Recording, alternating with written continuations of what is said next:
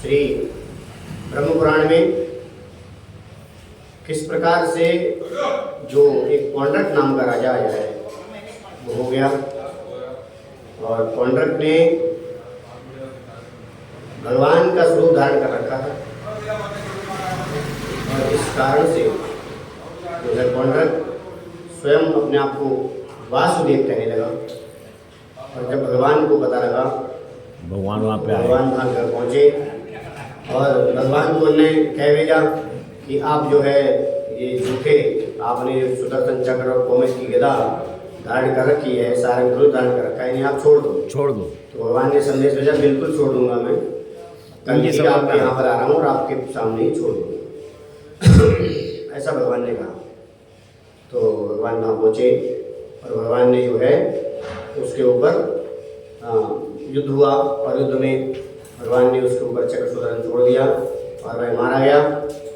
इस प्रकार से आपने इस कथा को श्रवण किया। अब आगे श्रवण करेंगे आप श्री ब्रह्म पुराण में द्विविद का बैल, एक वानर था, इसका नाम था द्विविद, और वो जो है बड़ा मित्र था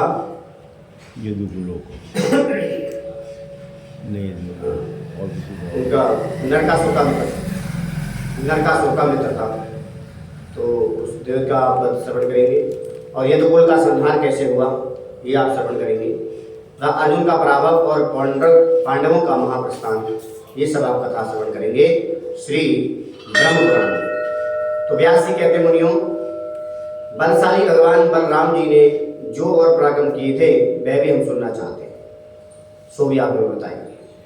तो द्विविद नाम से एक प्रसिद्ध एक महापराक्रमी वानर था, जो देवद्रोही और दैत्यपति नरकासुर का मित्र था। नरकासुर का मित्र था, उसने देवताओं से बैर बांध लिया, भगवान के लिए बैर बांध लिया, इसलिए बैर बांध दिया कि इनने मेरे मित्र को मरवाया। देवताओं के कहने पर भगवान श्री कृष्ण ने मेरे मित्र को मार दिया, इसलिए उनने बैर बांध लिया नरकासुर के मरने से। अतः मैं समस्त देवताओं से इसका बदला लूंगा। कौन कह रहा है? ये द्विविद नाम का वानर। सुंदरकांड में आपने पढ़ा हुआ, ये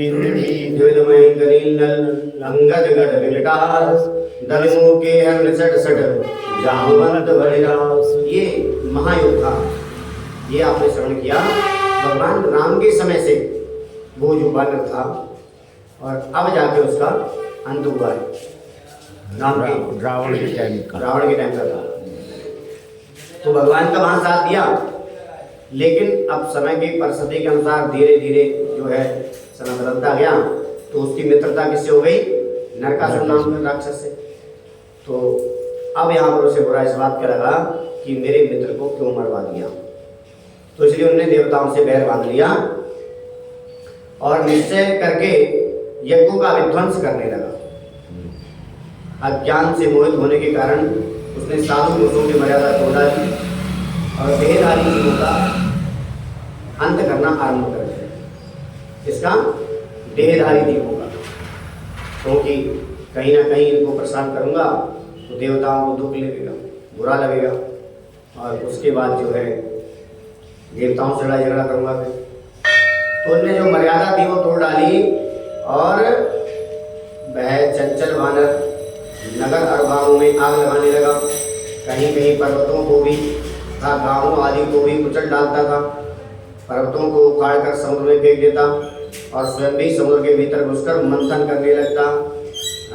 जब इतना बड़ा था तो समुद्र में जाके यूं उत्पात मचाता, तो क्या होता? जब वो समुद्र में जाकर उत्पात मचाता तो समुद्र मजबूर बेचारा क्या करे, उसका जल उछल उछल कर बाहर निकलने लगता। तो आसपास के जो गांव होते थे उनको समुद्र डुबो देता था। तो दुरात्मा ने संपूर्ण जगत में विरुद्ध कार्य करने आरंभ कर दिए। कहीं कोई स्वाध्याय उपसत्कार का नाम लेने वाला नहीं रह गया, ऐसा उन्होंने व्यवस्था बना दी। सब संसार अत्यंत दुखी हो गया। एक दिन रैवत पर्वत के उद्यान में बलभद्र जी तथा रेवती दोनों हास परिहास करके खेल रहे थे अन्य स्त्रियों के साथ, और भी कुछ स्त्रियां थी। तो बलभद्र जी रमणियों के बीच में विराजमान थे और उनके सुयश का गान वो स्त्रियां कर रही थी। इसी समय द्विविद वानर वहां पर आ गया और आकर सम्मुख खड़ा होकर उनके साथ दुर्व्यवहार करने लगा, अन्य स्त्रियों को छेड़ने लगा, परेशान करने लगा। तो ये देखकर बलभद्र जी को गुस्सा आ गया और उन्होंने कुपित होकर उसे डांटा, सर्वे चल यहाँ से बाहर निकल, अन्यथा अपने प्राणों की रक्षा नहीं कर पाएगा। लेकिन फिर भी वो माना नहीं। बलभद्र जी ने उसे समझाया, प्रेम से कहा, डांटा भी, लेकिन वो माना नहीं और फिर भी वैसे ही करता रहा। और फिर किलकारी भरने लगा। किलकारी मतलब उद्दंडता, हाँ उद्दंडता के साथ व्यवहार करने लगा, चीखने चिल्लाने लगा। तब बलभद्र जी को गुस्सा आ गया और उन्होंने मूसल अपना निकाल लिया और मूसल से मारकर उस शिला के सहस्त्रों टुकड़े कर दिए जो शिला उसने चलाई थी बलभद्र जी के ऊपर। तब बलराम जी ने मूसल का वार उसकी छाती पर किया और एक बार से ही उसका सारा उद्योग समाप्त हो गया, रक्त समाप्त हो गया और रक्त वमन करता हुआ पृथ्वी पर गिर पड़ा और निर्जीव होकर गिर पड़ा।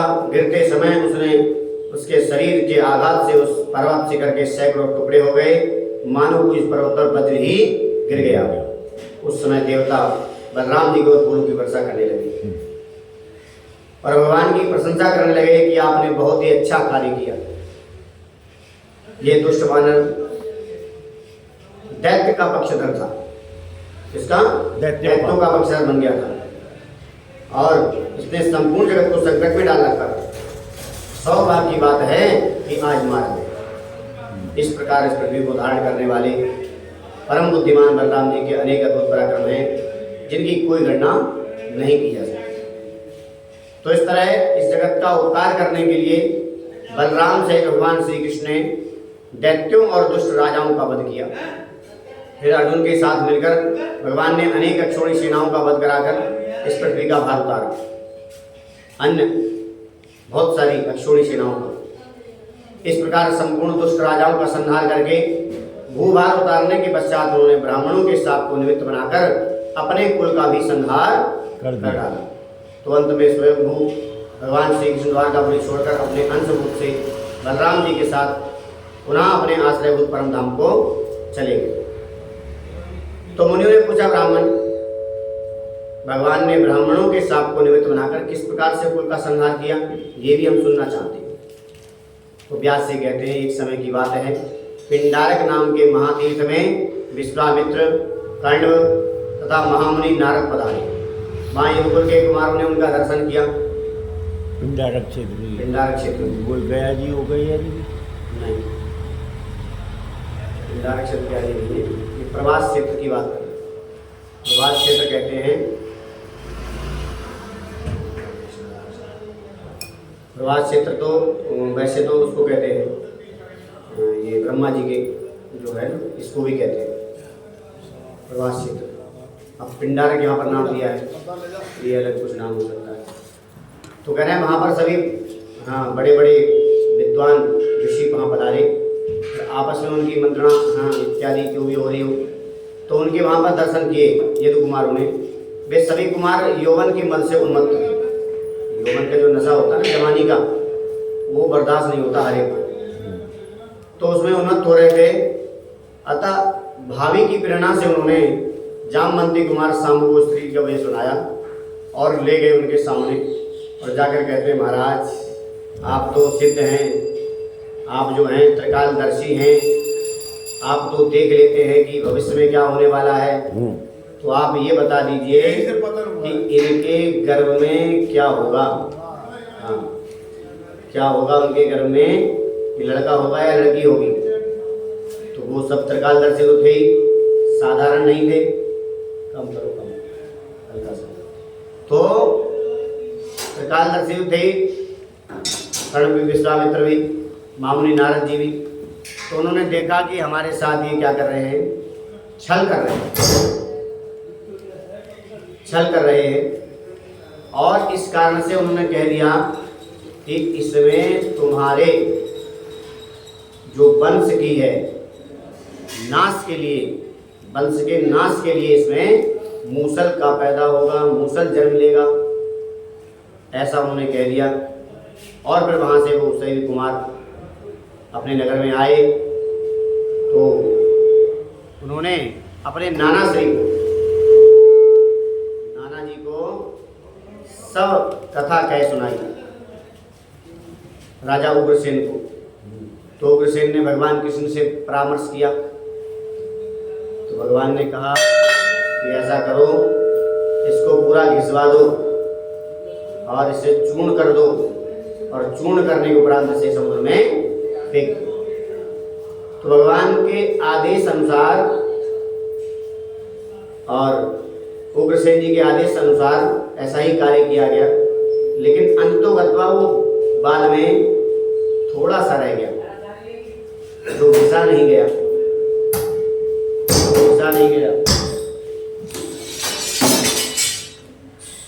जो घिसा नहीं गया। तो इस प्रकार से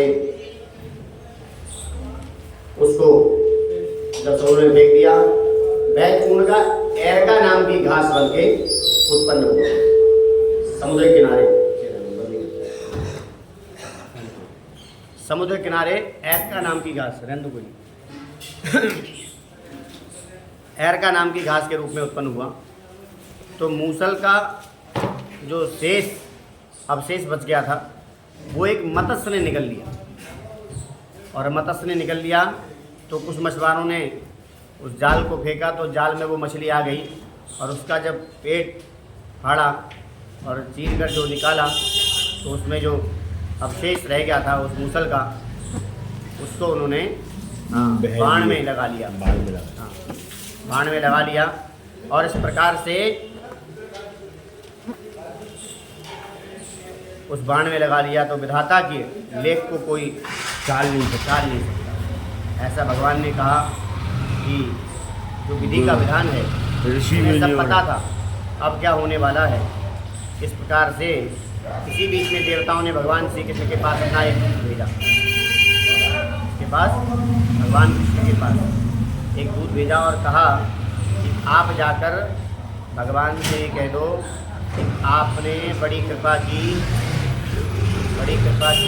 जो पृथ्वी का भार उतार दिया और अब संपूर्ण भार उतर ही गया है, तब अब आप अपने लोग को पधारिए। तो इस प्रकार से उस दूत ने निवेदन किया तो भगवान ने कहा ठीक है, पृथ्वी का भार तो उतर ही गया लेकिन कुछ शेष भार थोड़ा सा रह गया।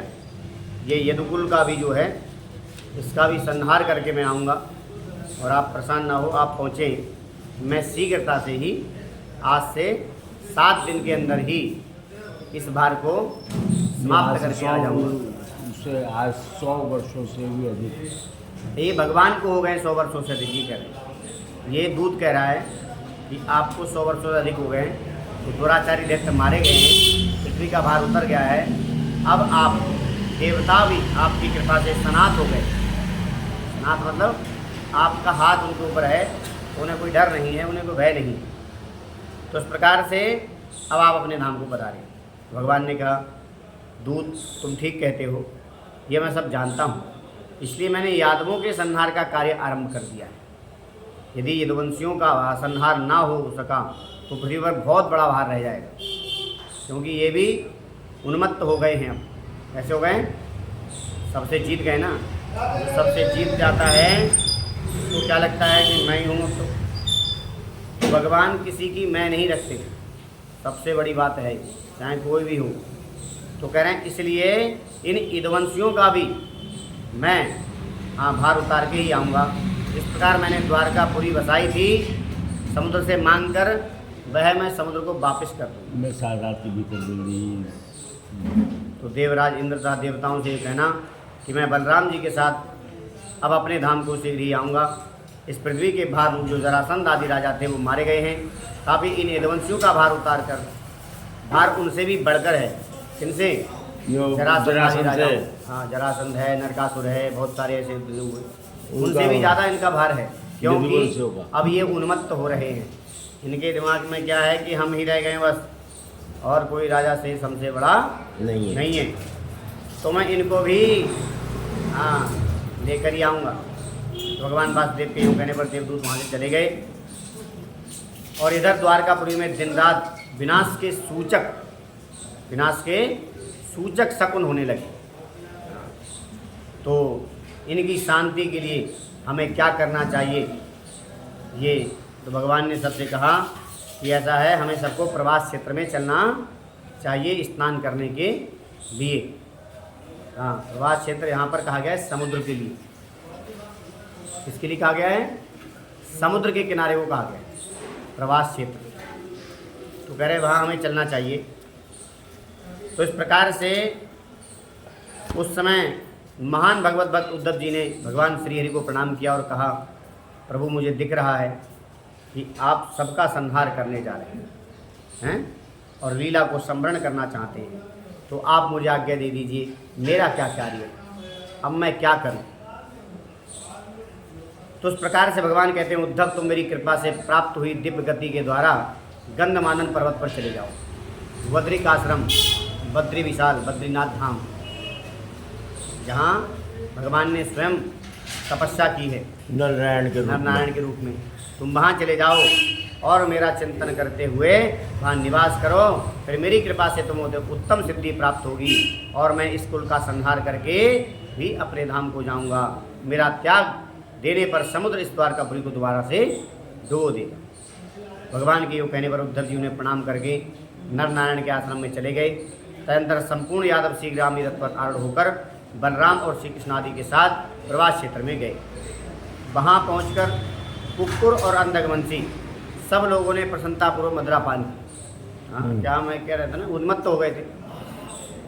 जब व्यक्ति अहंकार में बढ़ जाता है तब उसे सामने वाला तुच्छ दिखाई देता है, तो ऐसा ही व्यक्ति विनाश का कारण बनता है।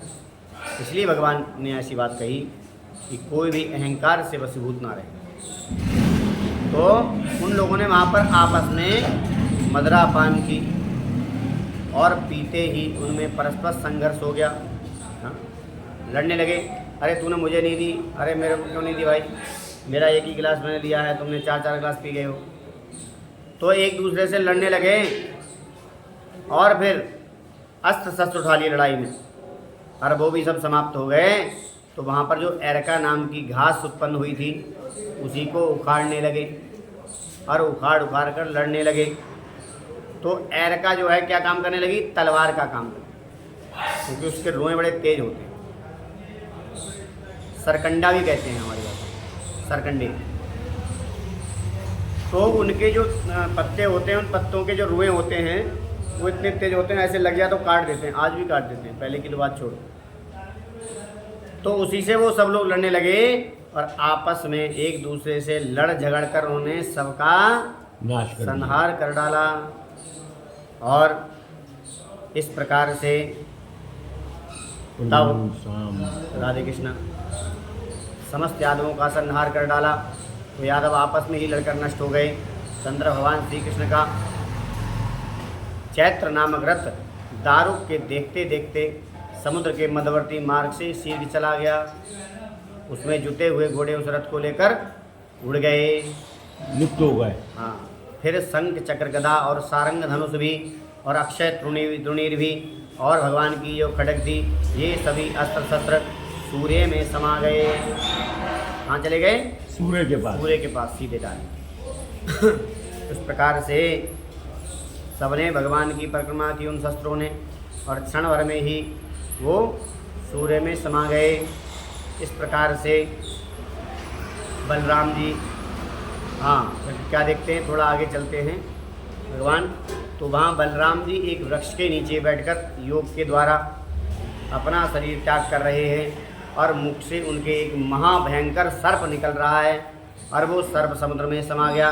समुद्र ने उनका पूजन किया और समुद्र में समा गया।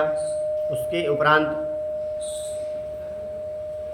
महाभारत में प्रसंग आता है कि एक बार महर्षि दुर्वासा भगवान श्री कृष्ण के पधारे और भगवान से कहा कि आपका स्वागत सत्कार है। तो दुर्वासा ने कहा, आप मेरी जूठन अपने सारे शरीर में लगाओ, मेरी जूठन, खाया हुआ भोजन। भगवान ने ऐसा ही किया। तो उसका कारण क्या है आगे बताइए, ऐसा क्यों उन्होंने कहा। इस प्रकार बलराम जी का प्रयाण देखकर श्री कृष्ण ने दारुक से कहा। दारुक कौन? नहीं, दारुक उनका जो घोड़ा वो चलाने रथ हाँकने वाला था, उसका नाम दारुक था। से कहा कि तुम द्वारकापुरी में जाओ और वहाँ जाकर ये सब वृत्तांत कहना कि सारे यदुवंशी अंधकवंशी जहाँ पर मारे गए हैं और भगवान भी अब लौट के नहीं आएंगे और वो अपने धाम को चले गए हैं, और जो भी लोग यहाँ पर शेष बचे हैं वो अर्जुन आ रहा है, अर्जुन को मैंने मैसेज भेज दिया है, अर्जुन आएगा तो अर्जुन के साथ सभी लोग यहाँ से निकल जाना, क्योंकि उसके बाद जो रह जाएगा वो समुद्र में जला जाएगा, क्योंकि समुद्र इस नगरी को डुबो देगा। तो ऐसा भगवान ने कहा दारुक से, और दारुक ने जाकर सभी बातें इससे नगर के स्वामी कौन थे? उनके नाना जी, नहीं नाना जी उग्रसेन जी, और उनसे जाकर समाचार सुनाया और कहा। तो सभी लोग रथ लेकर अपनी तैयारी में जुट गए। तो अर्जुन वहाँ पर आए, तो अर्जुन के साथ दारुक, कुंती नंदन अर्जुन ने भी जाकर ये सब बातें कही। तो भगवान ने उनसे पहले ये बात कह दी थी। तो द्वारका में जो मेरी स्त्रियां हैं, भगवान ने उनसे पहले कह दिया था कि जब मैं जाऊंगा उसके बाद तुम वहाँ पर आके मेरी सारी स्त्रियों को ले जाना, और पूरे जो समाज शेष रह गया है उनको सबको ले जाना और उनकी रक्षा करना। तो ये कहकर अर्जुन भी द्वारका में आए और सबको साथ लेकर अनिरुद्ध कुमार बजनाभ को वहाँ का राजा बना दिया। कहाँ का? नहीं, द्वारका तो डूब गई, अपने यहाँ जाकर मथुरा में नहीं, ये हस्तिनापुर दिल्ली, ये खांडप्रस्थ और ये हस्तिनापुर यहाँ के थे रहने वाले, क्योंकि अर्जुन ने बना दिया। हाँ, अर्जुन ने बनाया। ये सुनकर दारुक ने भगवान श्री कृष्ण को बारंबार प्रणाम किया और अनेक बार उनकी परिक्रमा की। तो ऐसा करके वहाँ से चल दिए।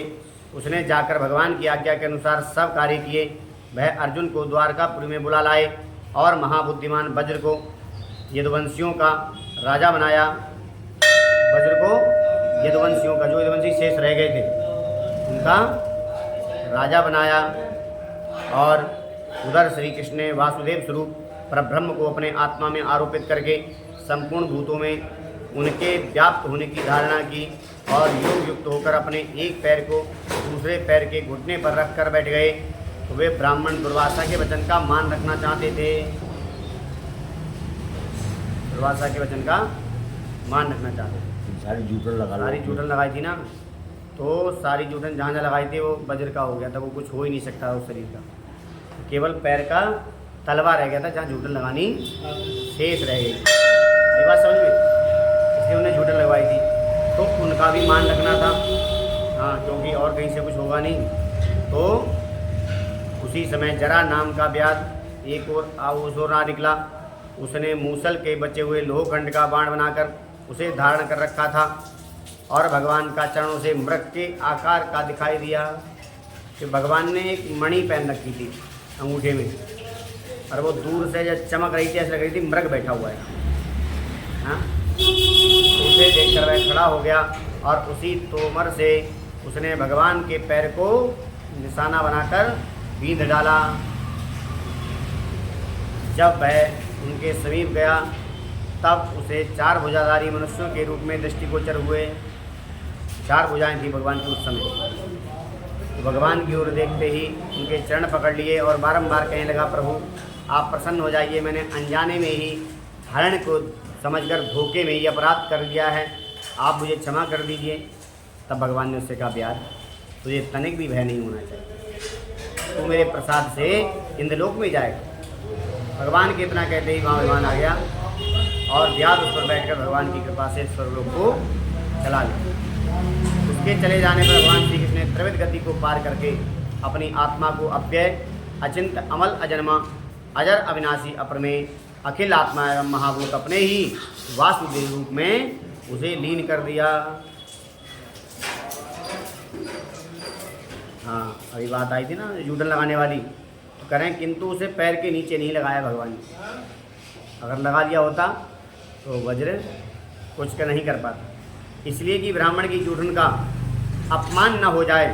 तो दुर्वासा ने कहा, जहाँ जहाँ जूठन लगी है वैसा सारा अंग दुर्भेद हो जाएगा, और जहाँ नहीं लगी है वह किसी शब्द से बिंद जाएगा। हाँ, जूठन तुम पूरे शरीर में लगा लेना मेरे, फिर ही देखना इसका प्रभाव क्या होगा। वज्र का हो जाएगा पूरा शरीर। तत्पश्चात अर्जुन ने संपूर्ण यादवों का विधिपूर्वक प्रेम प्रेत कर्म और दैहिक संस्कार किया। इसने अर्जुन ने फिर वज्र आदि सब लोगों को साथ ले द्वारका से बाहर निकले। तो श्री कृष्ण की हजारों पत्नियां भी साथ ही थीं। उन सब की रक्षा करते हुए कुंती नंदन अर्जुन धीरे धीरे चल रहे थे। भगवान श्री कृष्ण ने मर्त्यलोक में जो सुधर्मा सभा मंगवाई थी, वह भी परिजात वृक्ष दोनों ही पुनः स्वर्ग को चले गए। तो श्री हरि जिस दिन इस पृथ्वी को छोड़कर अपने धाम को पधारे, उसी दिन ये मलिनकाय कलयुग भूतल पर प्रकट हुआ। जैसे भगवान पधारे तो क्या हुआ, मलिनकाय, हाँ, इसका शरीर कैसा है, काला काला, और वो जो है दुराचारी, हाँ, वो आ गया। तो वह परम पवित्र भगवत धाम संपूर्ण पापों का नाश करने वाले हैं। भगवान श्री कृष्ण की लीलाओं से युक्त उस पवित्र स्थान का दर्शन करने से मनुष्य सब पापों से छूट जाते हैं। तो अर्जुन द्वारका वासियों को साथ लेकर प्रचुर धन से संपन्न पंचनद पंजाब देश में जा पहुँचे। वहाँ उन्होंने सब लोगों के साथ एक स्थान पर पड़ाव डाल दिया। पंजाब में वहाँ बहुत से लुटेरे रहते थे। उन्होंने देखा एकमात्र धनुर्धर अर्जुन ही बहुत सी अनाथ स्त्रियों को साथ लिए जा रहा है। एक अकेला इतनी सारी स्त्रियों को लेके जा रहा है। तब उनके मन में लोभ उत्पन्न हो गया और लोभ से उनकी विचार शक्ति नष्ट हो गई। अतः वे अत्यंत दुर्मद पापचारी अभीर एकत्र होकर आपस में सलाह करने लगे कि भाइयों, ये अर्जुन अकेला हम सब लोगों की अवहेलना करके इन अनाथ स्त्रियों को ले जा रहा है। इसके हाथ में केवल धनुष है, इसी के बल पर ये हमको कुछ समझ नहीं रहा है। ये हमारे लिए धिक्कार की बात होगी। तुम लोग सब बल लगाओ। ऐसा निश्चय करके लाठी ढेले चलाने वाले डाकू हजारों की संख्या में उन स्त्रियों पर टूट पड़े। ये देखकर कुंती नंदन अर्जुन ने उनका उपहास सा करते हुए कहा, ओ पापियों, यदि तुम्हारे मरने की इच्छा ना हो तो लौट जाओ। तुम्हारी मरने की इच्छा ना हो तो लौट जाओ, अन्यथा तुम खड़े हो जाओ।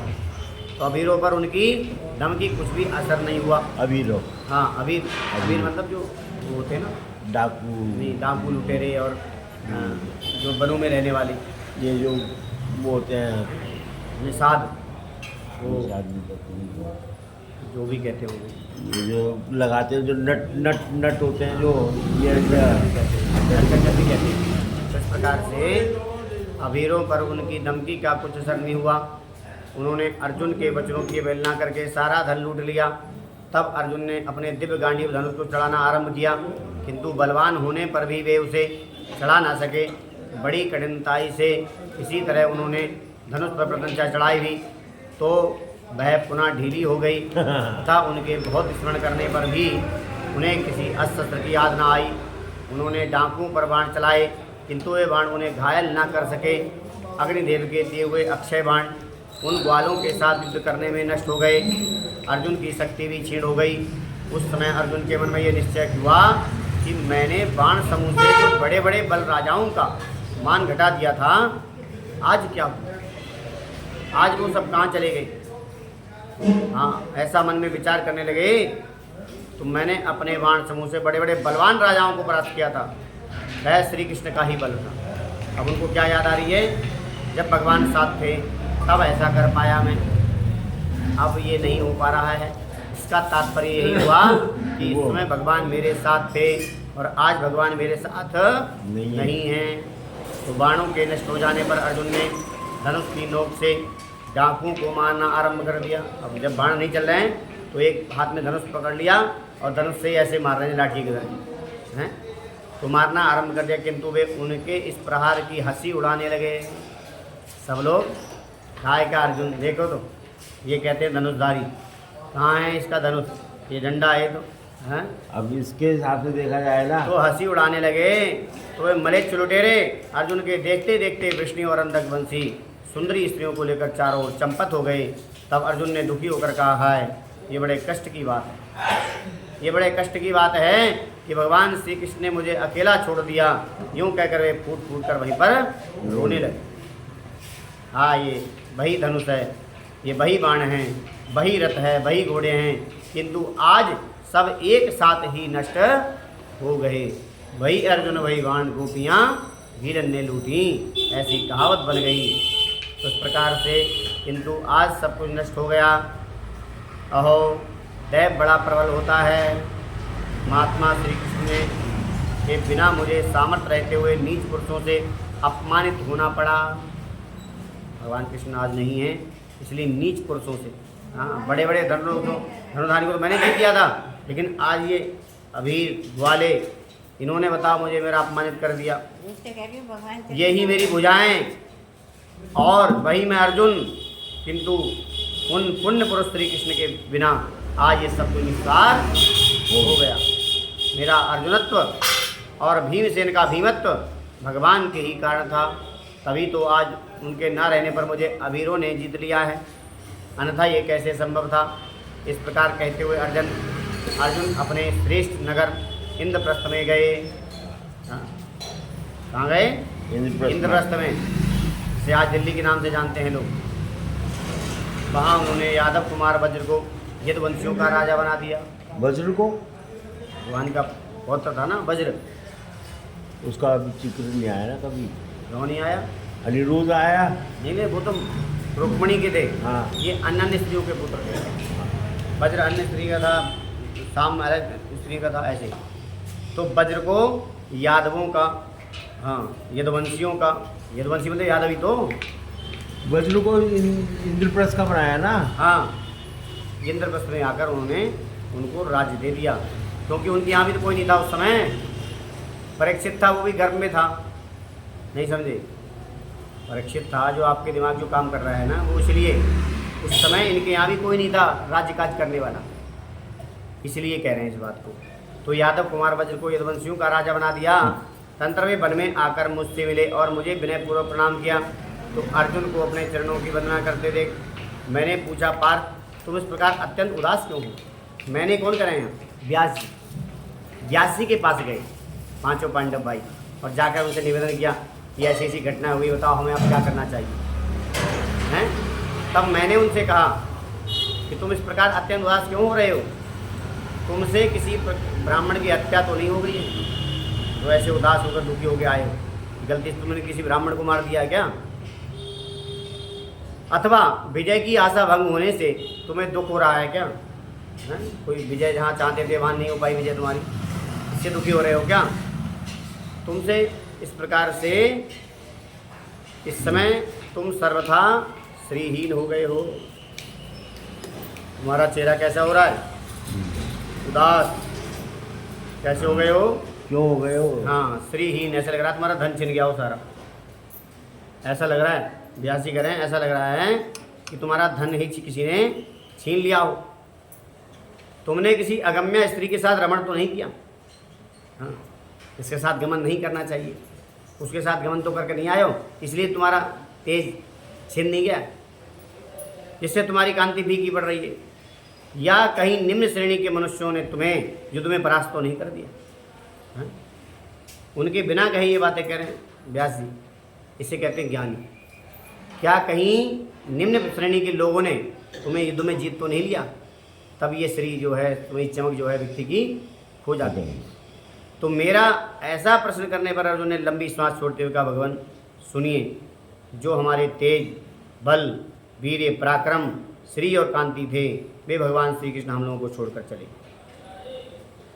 भगवान श्री कृष्ण हम लोगों को छोड़कर चले गए, जो महान होकर भी साधारण मनुष्यों की भांति हमसे हंस हंस कर बातें किया करते। कैसे थे भगवान?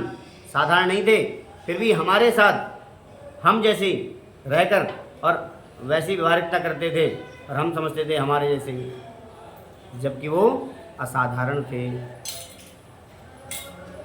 उन्हीं के बिना आज हम तिनके के पुतले की भांति सारहीन हो गए। घास फूस का कोई पुतला बना देते हैं खेतों में, देखा है ना आपने, है तो सारहीन लेकिन किसी को डराने का काम तो कर ही रहा है। तो ऐसे ही हो गए हम, हमसे तो कोई नहीं डर रहा है, हमसे तो कोई डर ही नहीं रहा है, तिनके की पुतले की भांति सारहीन हो गए हैं। मेरे दिव्यास्त्रों, दिव्य बाणों और गांडीव धनुष के जो मूर्तिमान सार थे वे भगवान पुरुषोत्तम हमें छोड़कर चले गए, जिनकी कृपा दृष्टि से लक्ष्मी, विजय, संपत्ति और उन्नति ने अभी हमारा साथ नहीं छोड़ा। जिनके रहते, भगवान के रहते क्या हुआ, कभी भी हमारे घर में ना तो धन की कमी हुई, ना हम कहीं से मुंह की खानी पड़ी, हर जगह विजय हुए हम, और संपत्ति भी हमने खूब इकट्ठी कर ली और उन्नति भी हमने खूब की। तो ये सब होते हुए भी हाँ, उस समय जब भगवान थे यहाँ पर, तब ना तो लक्ष्मी ने हमारा साथ छोड़ा, ना विजय ने हमारा साथ छोड़ा, ना संपत्ति ने साथ छोड़ा, ना उन्नति ने कभी हमारा साथ छोड़ा। तो वे भगवान गोविंद हमें छोड़कर चले गए, जिनके प्रभाव रूपी अग्नि से भीष्म, द्रोण, कर्ण और दुर्योधन आदि वीर जलकर भस्म हो गए। उन भगवान श्री कृष्ण ने इस भूमंडल को त्याग दिया है। तात चक्रपाणी गोविंद के विरह में केवल मैं ही नहीं, ये सारी पृथ्वी ही यौवन, श्री और कांति से हीन हो गई। केवल मैं ही नहीं, इस सारी पृथ्वी, जिनकी कृपा से भीष्म आदि वीर आग में पतंगों की भांति मेरे सामने भस्म हो गए, और आज उन्हीं श्री कृष्ण के बिना मुझे ग्वालों ने हर लिया। और आज क्या हो रहा है, उन ग्वालों ने, जो जानवर चराने वाले लोग, उन्हें क्या आता है, अबीर, हाँ, उन लोगों ने मुझको जीत लिया।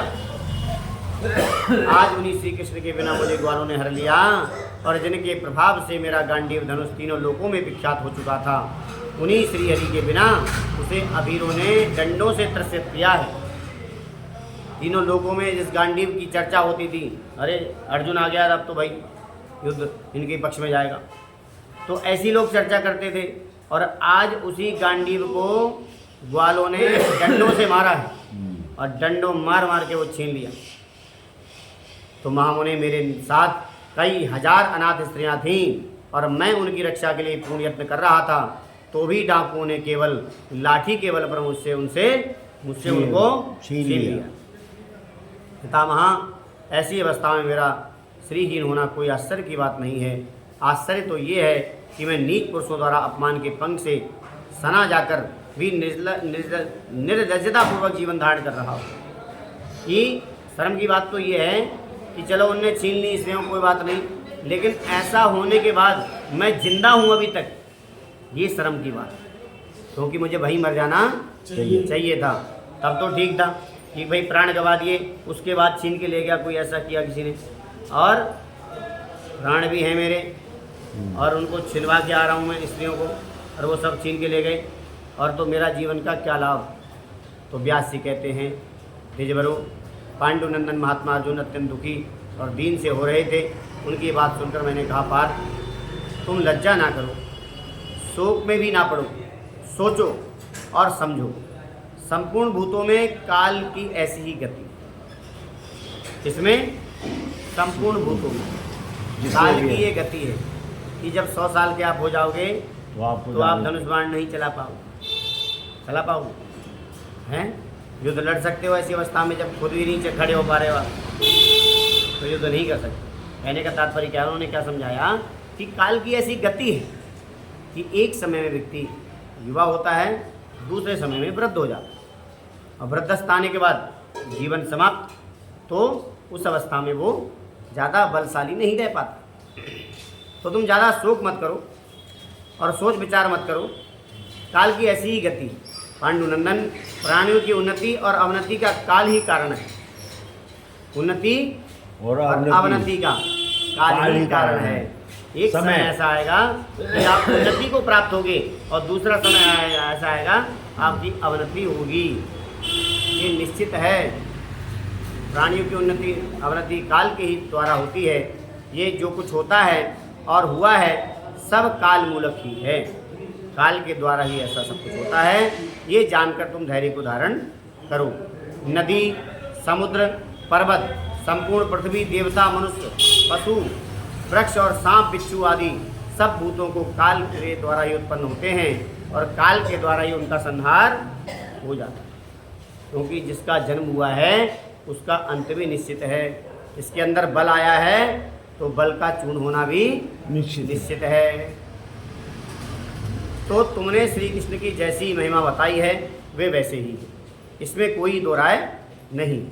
उन्होंने पृथ्वी का भार उतारने के लिए यहाँ पर अवतार लिया था और जब पृथ्वी का भार अधिक हो गया और ये दबने लगी तब वह देवताओं के पास गई थी। उसी के इच्छानुसार रूप धारण करने वाले श्री हरि अवतार ग्रहण किया था भगवान ने। तो वह अब कार्य पूर्ण हो गया। तो संपूर्ण दुष्ट राजा मारे गए हैं। अब वृष्णि और रत्नवंशी का भी संहार भगवान ने कर दिया है। अब वृष्णिवंशी इन्हीं के परिवार के ही थे, वृष्णिवंश और अंधकवंशी। अंधक तो जो वो था शिव जी का, वहाँ से मतलब अंधक वहाँ मत जाओ। अंधकवंशी यादवों के 3 कुल कहे गए, वृष्णिवंश, अंधकवंश और एक यादव जो है इसी में से, कोई अलग नहीं है। ये वंश परंपरा की बात की है। भगवान जो हैं इन्हीं उसमें आए थे। और ये कथा कहाँ से प्रारंभ हुई है? उग्रसेन से पहले जो कथा आई है ना, वहाँ से ये वंश चालू हुए। ये कथा आपने पिछले उसमें सुनी भी है, आपको ध्यान नहीं आया। वंश परंपरा की कथा आई थी। हाँ आई थी ना, तो वही कह रहे हैं। तो ये 3 कुल थे इनके। तो वृष्णि और अंधकवंशी भी संहार उनका हो चुका है। अब इस भूतल पर भगवान के करने योग्य कोई कार्य शेष नहीं रह गया था। अतः अवतार कार्य पूरा होने से इच्छा अनुसार अपने धाम को चले गए भगवान। तो देव भगवान श्री कृष्ण की सृष्टि के समय संहार की सृष्टि और पालन के समय पालन करते हैं तथा वे ही संहार काल में संपूर्ण जगत का संहार करने में समर्थ हैं। इस प्रकार से जैसे कि इस समय उन्होंने दुष्ट राक्षसों का संहार किया है, अतः पार्थ तुम्हें अपनी पराजय से दुख नहीं मानना चाहिए। क्योंकि अभोदय का समय आने पर ही पुरुषों द्वारा बड़े बड़े पराक्रम होते हैं। जिस समय तुमने अकेले ही भीष्म जैसे वीरों का वध किया था, उस समय उनका भी क्या अपने से न्यून पुरुष के द्वारा पराभव नहीं हुआ था? हाँ? तुमने उस टाइम तो ये बात नहीं सोची थी। क्या कह रहे हैं? जब तुमने भीष्म आदि का पराभव किया था, भीष्म को हराया था, तो ये उस समय घटना नहीं हुई कि अपने से छोटे व्यक्ति ने उनका तिरस्कार किया। हाँ, नहीं तो भीष्म को तुम जानते थे कौन थे भीष्म? हाँ, द्रोण को तुम जानते थे जिससे तुमने शिक्षा ली, उनको ही तुमने मार दिया। हाँ, उनको मार भगाया तुमने। तो उस टाइम तो विचार नहीं आया तुम्हारे मन में। आज तुम्हारे साथ ऐसा हो रहा है तब तुम्हें विचार आ रहा है कि मुझ जैसे व्यक्ति को हैं एक अमीरों ने हरा दिया और तुमने किसको हराया, ये नहीं विचार किया तुमने? तुम्हारे अंदर ये सामर्थ्य थी, हैं तुम्हारी सामर्थ्य थी, ये उस समय विचार तुमने नहीं किया। हैं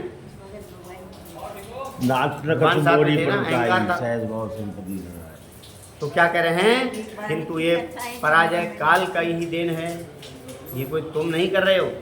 पराजय मैं नहीं कर रहा हूँ, वो काल का ही दिन है। तुम्हारा काल आ गया है, यानी तुम्हारा समय समाप्त होने जा रहा है। हैं अब फिर तुम उस अहंकार को छोड़ दो, जो अहंकार तुम्हारे अंदर था कि मैंने गांडीव से संपूर्ण चराचर विश्व को जीता।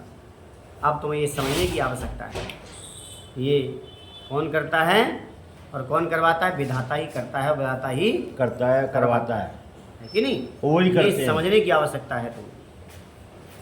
तो भगवान विष्णु के प्रभाव से जिस प्रकार तुम्हारे द्वारा उनकी पराजय हुई, उसी प्रकार लुटेरों के हाथ से तुम्हारी पराजय होना पड़ा, तुम्हें पराजित होना पड़ा। वे जगतपति भगवान श्री कृष्ण भिन्न भिन्न शरीर में प्रवेश करके संहार का पालन करते हैं।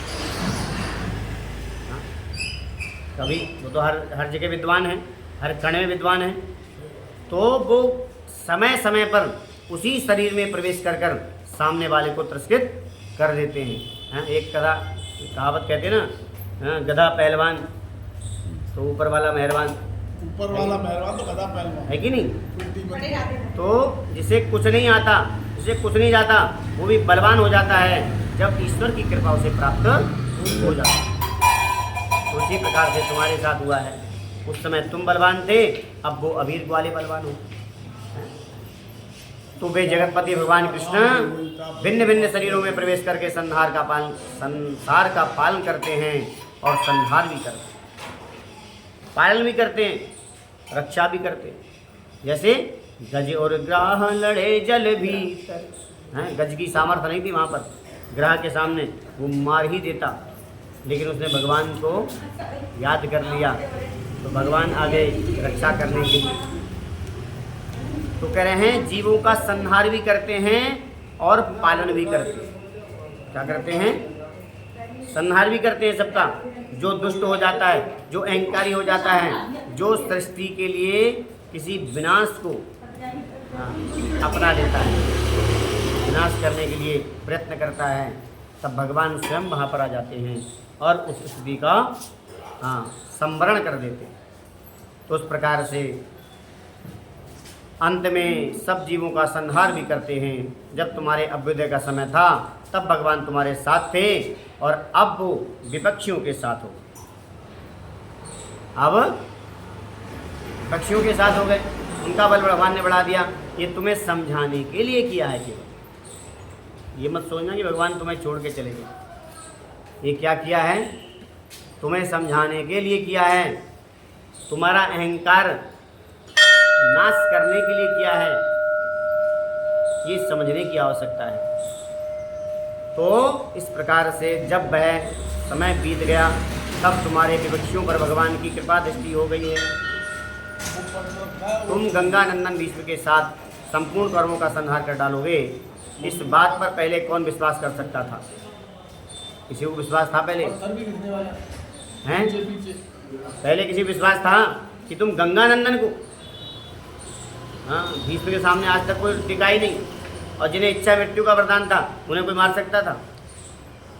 लेकिन तुमने उनका पराभव कर दिया। तुम्हें बड़ी प्रसन्नता हुई कि मैंने उनको जीत लिया, लेकिन ये विधाता ही है। हाँ, कभी इधर पक्ष में आके खड़े हो जाता है, कभी इधर पक्ष में आके खड़े हो जाते हैं। जैसे बर्बरीक जी जब आए युद्ध करने के लिए तो भगवान ने उनकी परीक्षा ली, तो क्या पूछा उन्हें, क्या करने आए हो भाई? तो पहले तो कह रहे मैं देखने आया हूँ। बोल देखने आए थे, धनुष बाण क्यों लेके आए हो? बताओ जरा। तो कह रहे हैं धनुष बाण तो भाई हमारे अंग है ना, हम क्षत्रिय हैं और क्षत्रियों का कार्य क्या है? खाली हाथ नहीं चलना चाहिए कभी, कहाँ आवश्यकता पड़ जाए। तो बोले तुम युद्ध तो नहीं करोगे? भगवान बोले बर्बरीक से तुम युद्ध तो नहीं करोगे? बोले युद्ध मैं नहीं करूँगा, लेकिन जो हारेगा मैं उसके साथ खड़ा हूँगा। तो भगवान कह रहे हैं जब कुश्ती होती है तो कभी ये पटक देता है उसको, कभी वो पटक देता है उसको, तो आप किसके साथ हो जाओगे? जब इसने इसे पटक दिया तो इसके साथ खड़े हो जाओगे, और ये पटक देते इसके साथ खड़े हो जाओगे? बताओ कैसे निश्चित करोगे? कैसे निश्चित करोगे कि कौन हार गया? हार कब होती है? हाँ, बीच युद्ध में हार नहीं होती और ना बीच युद्ध में विजय होती है। जब सामने वाला घुटने टेक दे कि अब मैं नहीं लड़ पाऊंगा, मेरे प्राणों की रक्षा के लिए, तब हार होती है। जब तक वो दोबारा खड़ने के लिए सामर्थ्य है तब तक युद्ध खत्म नहीं हुआ है। हाँ, कई बार आपने फिल्मों में देखा है ना, ऐसे हीरो गिर जाता है और गिरने के बाद फिर उठता है, फिर मारता है डबल। तो हार कहाँ हुई फिर उसकी उस समय? तो जब तक वो लड़ता रहेगा तब तक हार तो हो ही नहीं सकती। तो आप कैसे निश्चित करोगे कि हार किसकी हो रही है? बोले ये तो विधाता ही बता सकता है। बोले नहीं, तुम जो हो अपने वचन पर ठीक से खड़े हुए नहीं हो, तुम युद्ध के योग्य नहीं हो। बोले चलो ठीक है, तुम तो बड़े बड़े, हाँ दादा परदादा तुम्हारे बड़े दानी हैं, तुम कुछ दान पुण्य करते हो। बोले हाँ करते हैं, हम भी दान पुण्य करते हैं। तो बोले हमें भी कुछ देते जाओ। तो भगवान गए थे ब्राह्मण के रूप में, तो भगवान ने कहा कि ऐसा। बोले ठीक है मांग लो क्या चाहिए। यहाँ तो मेरा घर नहीं है, घर तो दूर है। बोले नहीं संकल्प कर दो, आप संकल्प कर दो, हम दे तो लेंगे, जब मौका लगेगा तब ले लेंगे। बोले ठीक है संकल्प करता हूँ, बोलिए क्या चाहिए। अब संकल्प बोला अपना शीश दे दो तुम। जब भगवान ने शीश मांगा तो बर्बरीक ने कहा कि महाराज चलो संकल्प तो कर दिया मैंने, लेकिन आप कोई साधारण व्यक्ति नहीं हो, इसे शीश की क्या आवश्यकता है? कोई विधर्मी हो, विपक्षी हो, हैं कौन से पक्ष से हो आप अपना साक्षात रूप दिखाओ। तब भगवान ने अपना साक्षात चतुर्भुज रूप दर्शन कराए। तो उन्होंने कहा तो ठाकुर जी साक्षात भगवान हैं। तो चलो कोई बात नहीं, आपने सीख लिया, लेकिन मेरी एक इच्छा थी। क्या इच्छा थी? बोले मुझे युद्ध देखने की इच्छा थी। मैं केवल जो इच्छा थी मेरी युद्ध देखने आया था, लड़ने की इच्छा मेरी बिल्कुल नहीं, तो इतनी कृपा तो आप कर सकते हैं। मुझे कोई गिला शिकवा नहीं है कि आपने मेरा शीश मांग लिया और मैं शीश दे रहा हूँ, मुझे कोई दिक्कत नहीं है।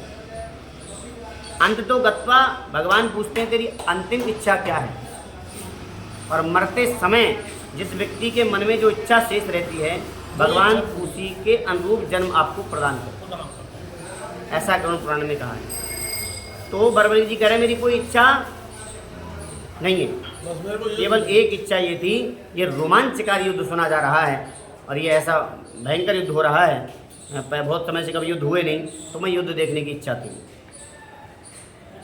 तो भगवान ने आशीर्वाद दिया कि तुम्हें युद्ध देखने को प्राप्त होगा, युद्ध देखने को मिलेगा, कोई दिक्कत नहीं। तो इसी प्रकार से यहाँ पर जो है भगवान जब आपका पराभव करना चाहते हैं तो विपक्षियों में घुस जाते हैं, तो विपक्षियों पर भगवान की कृपा दृष्टि हो जाती है। उस समय तुम गंगानंदन भीष्म के साथ संपूर्ण कर्मों का संहार कर डालोगे, इस बात पर विश्वास किसी को था पहले नहीं था, और फिर तुम्हें अवीरों से परास्त होना पड़ेगा।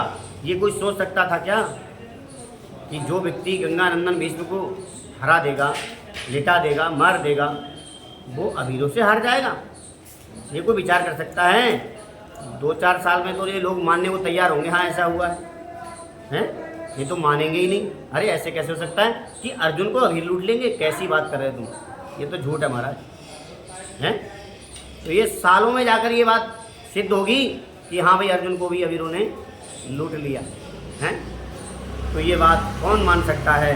परंतु दोनों ही बातें संभव हुई है ना, दोनों ही बातें संभव हुई है ना। हाँ वो भी मरे हैं, अगर तुमने भी गंगानंदन को जीत लिया और आज तुम भी हार गए, अवीरों तो से हार कर आए। ये संपूर्ण भूतों में श्री हरि लीला विलास करते हैं। कहते ना कोई बांधते कोई अर्जुन था, ईश्वर पहलवान, ईश्वर मेहरबान तो गधा पहलवान, हैं? न जाने कहाँ से शक्ति आ जाती है। हाँ, जैसे उदाहरण के तौर पे किसी स्त्रियां कैसी होती हैं? दुर्बल होती हैं। स्त्रियां कैसी होती हैं?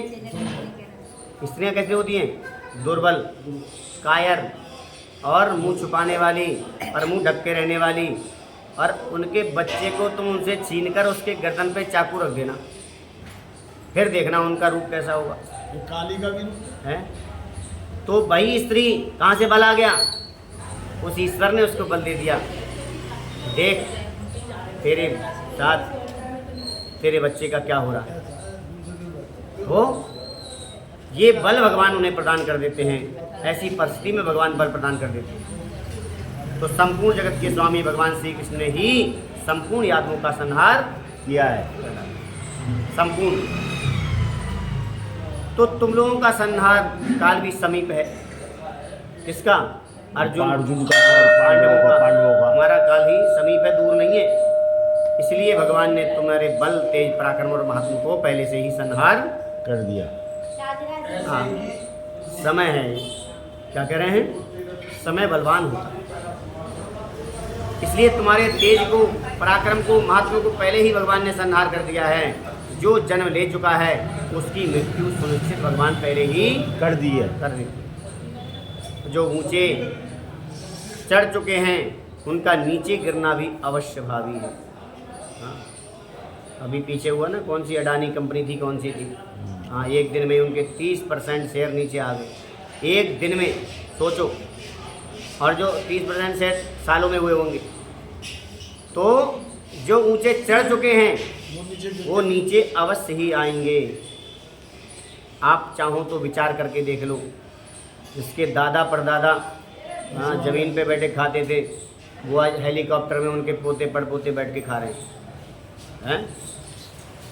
और जिनके दादा परदादा हेलीकॉप्टर में घूमते थे, उनके पड़पोते ज़मीन पे बैठ के खाते हैं। जमीन पर भीख मांग रहे। तो ये भगवान का ऐसा चक्र है। हाँ, ऐसा चाणक्य ने कहा है, जो धर्म और धन की रक्षा नहीं करता उसके साथ ये व्यवहार होते हैं। इसकी धर्म की और धन की, दोनों की रक्षा एक साथ करनी चाहिए, तब वो एक समान चल सकता है। उदाहरण के तौर पर यदि कहूँ तो आपने देखा होगा इसको, बिरला जी का नाम सुना होगा। बिरला जी के दादा परदादा के टाइम कोई उनके गुरुजी हुए, उन्होंने कह दिया बेटा धर्म के नाम पे करनी तुम्हारी नहीं रुकनी चाहिए, तभी तक तुम स्थिर रह पाओगे। कब तक? जब तक धर्म के साथ खड़े रहोगे तब तक तुम्हारा प्रभाव नहीं हो पाएगा। जहाँ तुमने धर्म को छोटा समझा, अरे ये तो सब ढोंग ड्रामे हैं, और छोड़ दिया, उस दिन से नीचे आना ग्राफ शुरू हो जाए। ये भगवान यहाँ पर समझा रहे हैं। जब लोग धन के अहंकार में बढ़ जाते हैं, चढ़ जाते हैं, तब भगवान उनका प्रभाव नीचा करना शुरू कर देता है। तो इस प्रकार से ये समझकर संयोग का अवसान वियोग ही होता है। कहते हैं संयोग का अवसान वियोग ही होता है।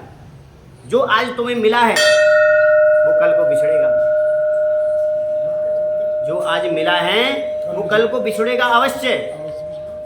संयोग, संयोग मतलब मिलना, और वियोग मतलब छूट जाना। जिसका संयोग हुआ है वो एक दिन बिछड़ेगा जरूर, ये निश्चित बात है।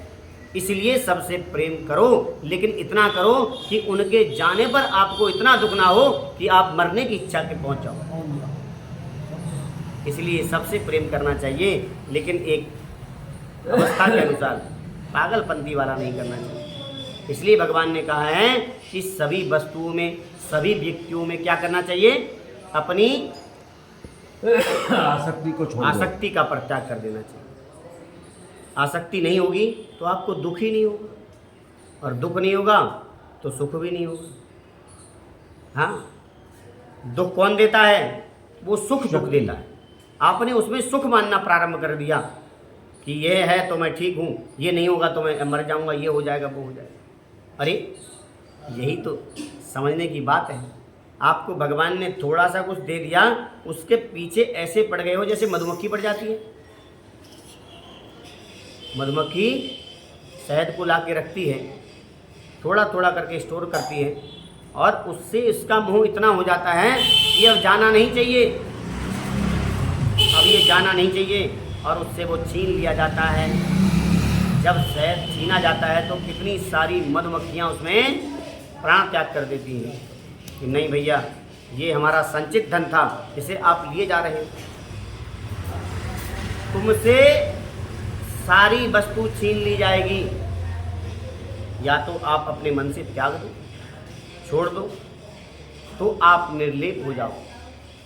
आपको कोई भी वस्तु, कोई भी व्यक्ति परेशान नहीं कर पाएगा, और आपसे वो वस्तु छीनी गई तो आपके प्राण वहीं पर अटक जाएंगे। हाँ, निकल जाएंगे। जैसे 8 नवंबर को हुआ कि भाई और बहनों, कल से ये 500 और 1000 के नोट बंद नहीं चलेंगे, उपयोग में नहीं आएंगे, नोट तो रहेंगे ये। तो कितने लोगों के हार्ट अटैक हो। क्यों? कि उन्हें जो अपार संपत्ति जोड़ी थी, उनको लगा ये 1 मिनट में कूड़ा कर दिया, 1 मिनट में इसको कूड़ा कर दिया। अब हमारा जीवन कहाँ है? हम तो वहीं फर्श पे आ गए। हम थे कहाँ? अर्श पे, और हमें 1 मिनट में फर्श में बिठा दिया। और हम यहाँ फर्श पे बैठ के खा पाएंगे क्या? हम यहाँ पर जीवन जी पाएंगे क्या? वो उनको बर्दाश्त नहीं हो पाया, इसीलिए उनका हार्ट अटैक हो गया। बोले हम नहीं जी पाएंगे, हैं? हम नहीं जी पाएंगे। तो जिसका संयोग हुआ है, जो वस्तु तुम्हें मिली है, उसका वियोग भी होगा। पुराने नोट धरे भाई। हाँ, अमाउंट देख के घबराहट होती है, कितने बजे कैसे चलेंगे? तो क्या कह रहे हैं? क्या कह रहे हैं कि जिसका संयोग हुआ है उसका वियोग भी निश्चित है। जो आज तुम्हें मिला है वो कल को तुमसे छीना जाएगा। उसके लिए तुम्हें तत्पर रहना चाहिए कि उस समय तुम्हें डर ना लगे। जब छीना जाएगा तब तुम्हें डर नहीं होना चाहिए। क्या होना चाहिए? मेरा था ही नहीं तो डरूं क्यों? और मेरा फंस गया तो डर रहेगा, समस्या सताएगी, परेशान करेगी, दुख होगा, परेशानियां घेरेंगी, फिर हार्ट की बीमारी होगी, बीपी की बीमारी होगी, और धीरे धीरे भगवान के पास नहीं पहुंच पाओगे। ये भी बात पक्की है, नरक में जाओगे। क्योंकि आपसे छीना गया है, आपने दिया नहीं, छीना गया है। आपसे छीना गया है। उस अवस्था में आपको स्वर्ग की व्यवस्था नहीं मिलेगी, आपको भगवान का धाम नहीं मिलेगा। कह रहे हैं तू तो चोर था, हाँ? धोखा के रखा छुपा के रखा तूने अपने आप से नहीं दिया, जैसे हमारे धोखा के तो तू कहाँ का अधिकारी है? दुर्गा के नरक में तो ध्यान तू ही नरक का अधिकारी है, क्योंकि तूने अपने मन से नहीं छोड़ा है। तो जिसका संयोग हुआ है उसका वियोग होना भी निश्चित है, और संग्रह हो जाने के बाद उसका क्षय होना निश्चित है। आप जैसे आपने देखा ना, बलून में आप पानी भरते हो, जब हवा हैं? भर लो, या हवा भर लो या हवा। पानी भर लो, कुछ भी वो भर जब लो। ज़्यादा हो जाता है तो क्या होता है? फूट जाता है, फिर वो आपके हाथ कुछ नहीं आता, ना बलून रहता, ना वो जल रहता, ना हवा रहती। ठीक है, तो जिसका आपने संग्रह किया है उसकी समाप्ति होना निश्चित है। ये समझकर विद्वान पुरुष हर्ष और शोक के वशीभूत नहीं होते। क्या कह रहे हैं? जो विद्वान पुरुष हैं वो ना तो हर्ष के और ना शोक के, ना शोक में इतना डूबते, ना हर्ष उन्हें आनंद इतना दिलाता कि जो होना है वो तो होगा ही, फिर इसमें किस बात की खुशी और किस बात का गम दुख कैसे मनाएं। तो जो विद्वान होते हैं वही ऐसा कर पाते हैं, अन्यथा लोग बच्चों की तरह रोने लगते हैं। तो इस प्रकार से यह समझकर विद्वान पुरुष हर्ष और शोक का इतर मनुष्य भी उन्हीं के आचरण से शिक्षा लेकर वैसा ही करते हैं। जब विद्वान लोग जैसा करते हैं तो अन्य मनुष्य भी शिक्षा किससे लेते हैं? बड़ों से, बड़ों से, विद्वान पुरुषों से। बड़े जो भी होंगे वो विद्वान ही होंगे। हाँ, तो उनसे शिक्षा लेकर वैसा ही आचरण करते हैं। यहाँ पर कहा गया है जातस्य नियतो मृत्यु पतनम च तथोतने विप्रयोगा वसास्तु संयोगा संचयम ची। कहते हैं जिसका अर्जन किया गया है उसका विनाश होना निश्चित है, और जिनकी मृत्यु हुई है, जन्म हुआ है, उसकी मृत्यु निश्चित है, और जिसकी मृत्यु हुई है उसका जन्म निश्चित है। जन्म किसका नहीं होता? इसको मोक्ष की प्राप्ति हो जाती है, और जिसे मोक्ष होता है उसकी मृत्यु नहीं होती। जिसे मोक्ष होता है उसकी मृत्यु नहीं होती, क्योंकि वो अपनी आत्मा को ही परमात्मा में लीन कर देता है। उसके बाद यमराज आते हैं, देखते हैं यहाँ पर तो कोई है ही नहीं है, घर खाली पड़ा है, किसको लेके जाऊं? हैं? यमदूत आते हैं, जैसे किसके साथ हुआ? परीक्षित के साथ हुआ। परीक्षित के लिए जब यमराज आए तो सर जब डसने आया तो उसने कहाँ डसा? उस शरीर में डसा जिस शरीर में आत्मा नहीं थी। वो शरीर कैसा होगा? निर्जीव। सजीव कब होगा? जब उसके अंदर आत्मा जागृत होगी, और आत्मा रहेगी तो सारे कार्य कर पाएगा। आत्मा निकलते ही कोई कार्य नहीं कर सकता।